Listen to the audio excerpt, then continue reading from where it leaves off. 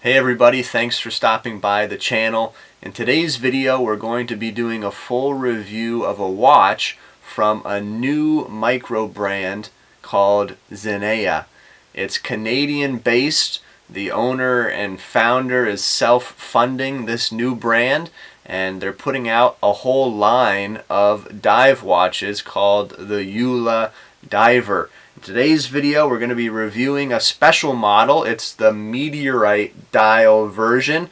There are a number of other colorways which will at least throw up some pictures so you can see some of those, but this one is special, very unique. It's the priciest out of the whole bunch, but a very cool watch, and I'm excited to review it today. So let's get right into it.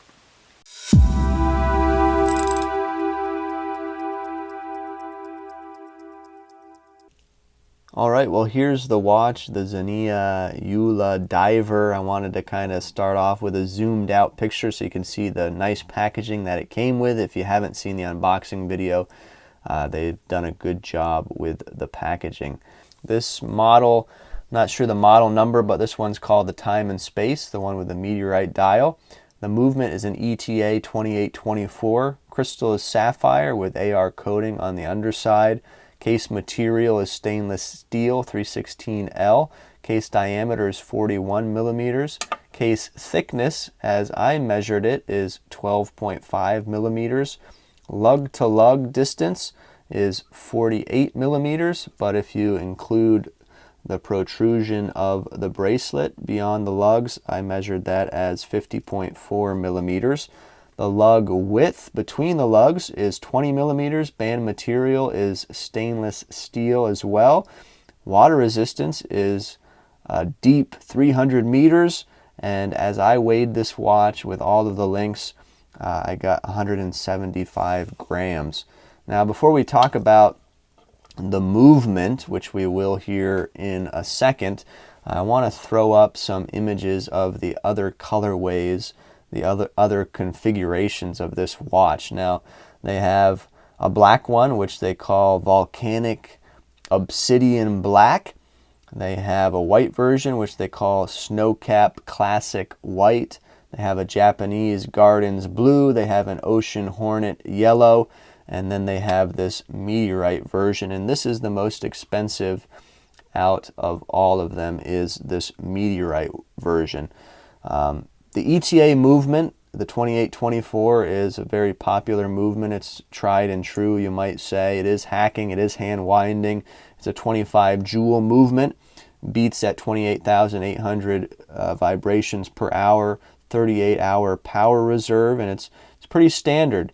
You can find it in watches that are cheaper than this one, and you can find that movement in watches that are more expensive than this watch, and we'll share the price at the end if you don't already know. But overall, dimensions, specs, and features, I think the dimensions are good on this piece. I've worn it, and it's comfortable, and that brings us to the design and durability. I've found this watch just from the get-go to be solid, to be quality. Everything about it feels like it's quality. It is a Swiss-made piece, even though they're based out of Canada. This is a Swiss-made watch, as you can see written on the dial there even. The design has grown on me. I wasn't quite sure about it initially when I first saw pictures of this watch on Instagram and other places. I wasn't quite sure about it, but now that I've had it in my hands for a little while, the design has really grown on me, and I don't really have anything negative to say about the overall design of the watch. I think it looks pretty nice, and as I said, it's comfortable on my 6.5-inch wrist, and there will be some wrist shots here and perhaps another point in the video, but very comfortable in my opinion. The case is a mix of brushed and polished surfaces. It's polished on the sides of the case. You get a beveled edge there on the lugs, and then on the top portion of the lugs you can see that it's brushed, which matches the bracelet very nicely. The case has a good shape to it. Nothing really revolutionary or out of the ordinary necessarily, but a good shape. The lugs do have a curvature downward, as you can see from the side here.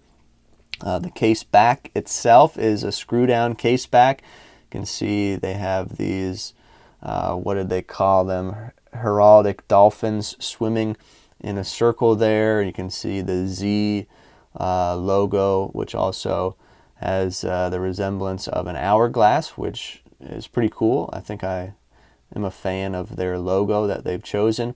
Nice screw down case back there, beautifully designed. The crown is protected by crown guards. As you can see, the crown is signed with that logo. It's slightly small to me, in my opinion. It was a little bit harder to use and to, especially when winding the watch, feel if it was slightly bigger it would be a little bit easier. He did mention in the facts about this watch, this is a prototype model that's being passed around to reviewers like me. So there will be some changes done to the production models. One of those changes will be the threads on the crown will actually be anodized red, so that you'll know when it's actually open and when you need to screw it back in if you're going to be diving or something like that. So that's something cool to take note of. The bezel, I think, is great. The blue ceramic insert is a really nice, very blue, colored blue, you might say. It looks great. And one of the best parts about it is that it's fully lumed, and we'll get a lume shot in a moment, but I love to see that. It's got a nice coin edge around the outside of it, nice pip at the top, and has a pretty good action. You can get a good grip on it. Sounds great, feels great, no real back play. And yeah, overall the bezel is a great part of this watch. Now the dial is really what sets this watch apart, especially for this version of the Ula Diver. It's got this beautiful gray Meteorite dial, and it's just pretty cool to play with, pretty cool to look at.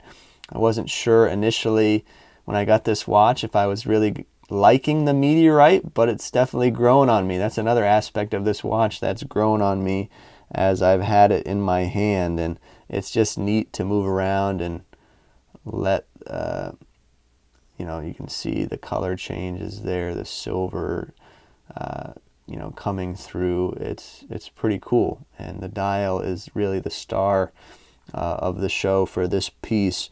It's fascinating to just move around like that.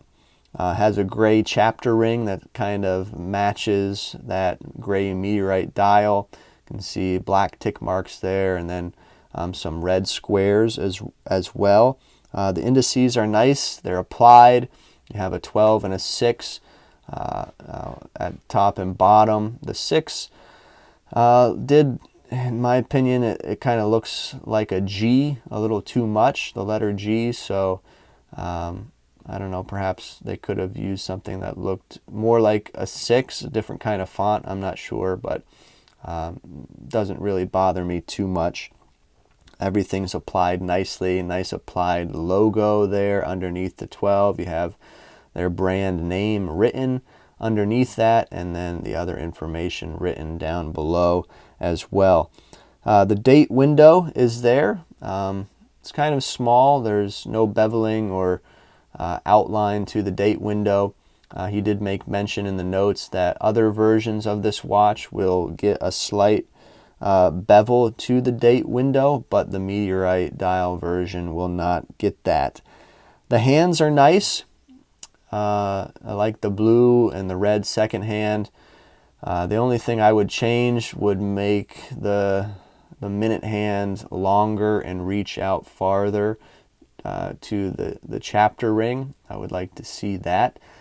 He also mentioned that in the production version of this watch, the blue hands will not be painted as they are here, but they will actually be anodized blue. The Lume. The Lume is a BGW9, and speaking of Lume, let's check it out. Check out the Lume on the dial and also the Lume on the bezel. All right, I charged it up a little bit there, and looking good, looking good. BGW9 is what he wrote in the notes. I'm not too familiar with Lume, so I'm not sure if BGW9 comes in different colors like that. Maybe someone can tell me down in the comments, but it looks great. And he also mentioned that the production models will be getting even more layers of Lume on the indices and the hands. But always love a lumed bezel, and the Lume's coming in pretty good on this watch. Well, let's talk about the bracelet as we start closing down this video. Talk about the bracelet and clasp. Everything is really nice and solid and well done with this bracelet. Nice H-link bracelet, solid. N-link, solid, everything, and very well done. He did mention that each watch will come with a leather strap. This one came with this brown one with the red stitching. Very nice and comfortable as well on the wrist. So each watch that is purchased comes with a leather strap also. The production models will also feature quick release spring bars on the bracelet, just like the leather strap has. The screw pins are quite unique.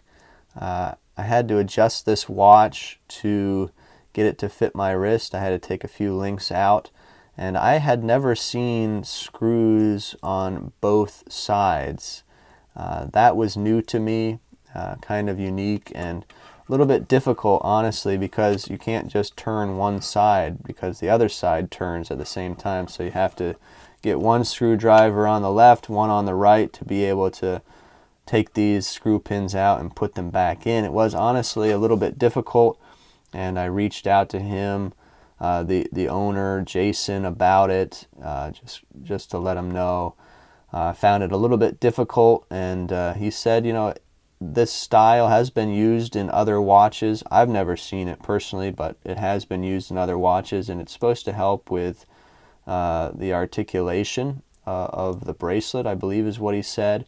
And he also did mention, you know, once you adjust it, you're probably not going to adjust it again. So that is a good point. It should be something you should only have to do really once, especially as you have this ratcheting system here for quick adjust. You got some micro adjusts as well there for quick adjustment. But I just wanted to make note of that and throw up a picture here of what those screws look like in my hand.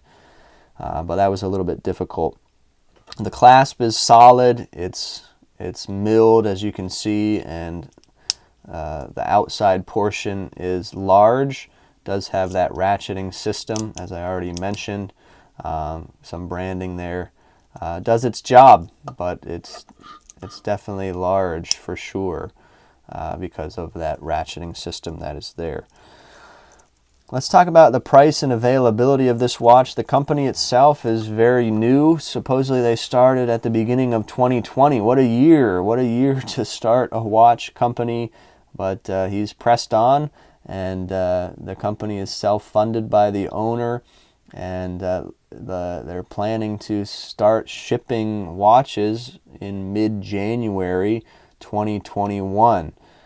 So there is a special launch price right now for this model, the Meteorite version, of $799, and then the regular price will be at some point, I don't know when it'll change, but it will be $1,040 US for the regular price of this watch. The other models that were mentioned toward the beginning, excuse me, launch price is $599 on those models and a regular price of $865.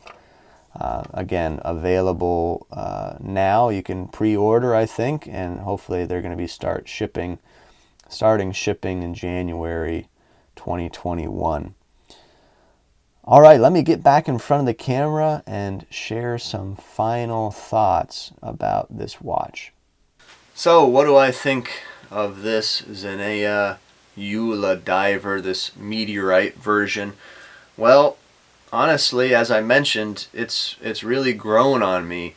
When I first saw this watch on Instagram and pictures and other YouTube videos as well, I wasn't quite sure about it. I wasn't quite sure about the design, but now that I've had it for a few days and been able to wear it, I think it is a pretty cool piece. It's definitely solid. It's quality. You can feel the quality. It's a 300-meter dive watch, which is great. It has a Swiss movement, an ETA that's tried and true. So there's a lot to love about it. Something else that grew on me was the Meteorite dial. I wasn't sure, even when I first got it in the mail, I wasn't sure if I was going to really like it, but as I've spent some time with it, it's just so neat to be able to look at and play with it in the light and see it change around, and just even to think that it comes from a meteor is just kind of a mind-blowing thing to think about. And I like the play with the name, time and space, that they've given to this model. You have the time and you have a little piece of space with the Meteorite dial. So I think that is pretty cool. But we do have to talk about the price. The price is what people have been getting hung up on. When I did my unboxing video, mentioned the price of this watch in that video, that was a continual comment that kept coming up, that people thought it was a little too expensive. The $799 launch price, in my opinion, I feel is fair for this Meteorite version of this watch. But the $1,040 regular price honestly does seem high to me. But that's my opinion. You guys let me know what you think as well. So overall, what do you think about this new Canadian micro brand, Zenea? Do you like this particular watch? What do you think of the other models? What do you think about the price? I'd love to hear your thoughts down below in the comments. And if you have any questions, let me know. I'll leave a link in the description where you can go to the website, look at these pieces, and perhaps purchase one if you want. They're not affiliate links or anything like that. But I do again say thank you to the owner, Jason, for loaning this watch in. And by the time this video is up, this watch will already be in someone else's hands, and you might see it on some other YouTube channels as well. But thanks to him for loaning it in for review today. I think that's it. Please like, subscribe to the channel if you're not subscribed, and we'll see you next time here on the Town Watch.